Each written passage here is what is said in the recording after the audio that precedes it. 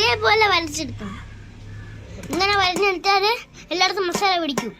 നമുക്ക് മസാല എടുത്തെടുത്താലോ? മസാലയ്ക്ക് ആവശ്യമായ ഇഞ്ചി, പച്ചമുളക്, വെളുത്തുള്ളി പേസ്റ്റ് ആയിട്ട് അരച്ചെടുക്കാം. നല്ല മഷി പോലെ അരച്ചെടുക്കണം.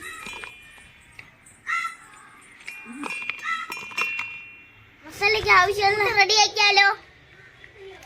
ആദ്യമായി തൈര്,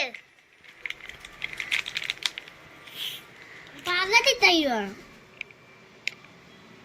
ബാക്കിയാണ് ചോറയിക്കാനുള്ള തൈര്. അമ്മ ഇത് എടുക്കല്ലേ.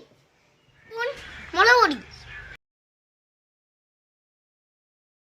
സ്പൂണും കൂടെ വേണം. പൊടി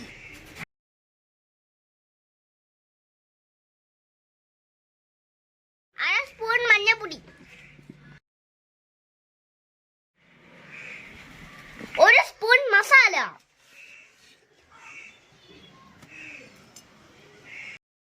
ഈ പച്ചമുളക് പേസ്റ്റ്,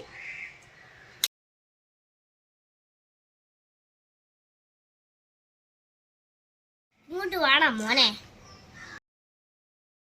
ഇതിനെ കുഴച്ചെടുക്കാം.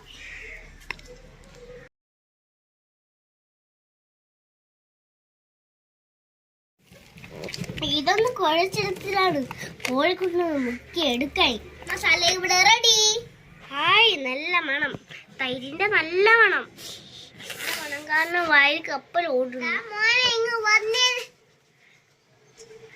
മോനെ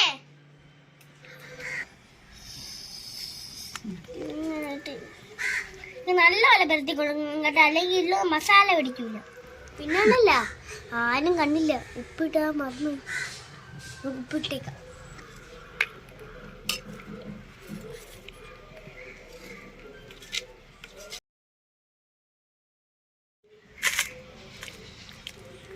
എല്ലായിടത്തും മസാല എടുത്താൽ കഴിക്കുമ്പോൾ നല്ല രുചി ഉണ്ടാവും.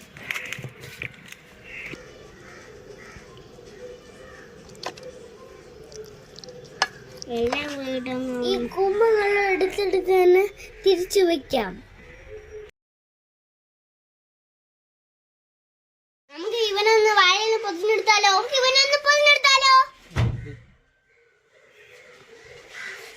വാഴയിൽ നമ്മൾ ഇവനെ പൊതിഞ്ഞെടുത്തിട്ടുണ്ട്. നമുക്ക് ആദ്യം ഒരു ഇഡ്ഡലി പാത്രം എടുക്കാം. കുറച്ച് കല്ലുപ്പിടാം. അതിലാണ് നമ്മൾ വേവിച്ചിട്ടിരുന്നത്.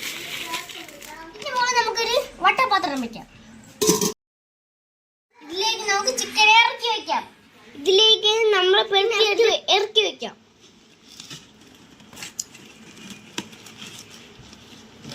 മുക്കാൽ മണിക്കൂർ വേവിച്ചെടുക്കാം. നമുക്ക് തീ കുറച്ചിട്ടാണ് നമുക്ക് വേവിക്കാവുള്ളത്.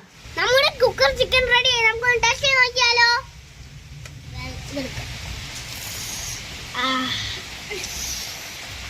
നല്ല ചൂടുണ്ട്. നല്ല പക്ക ചൂട്.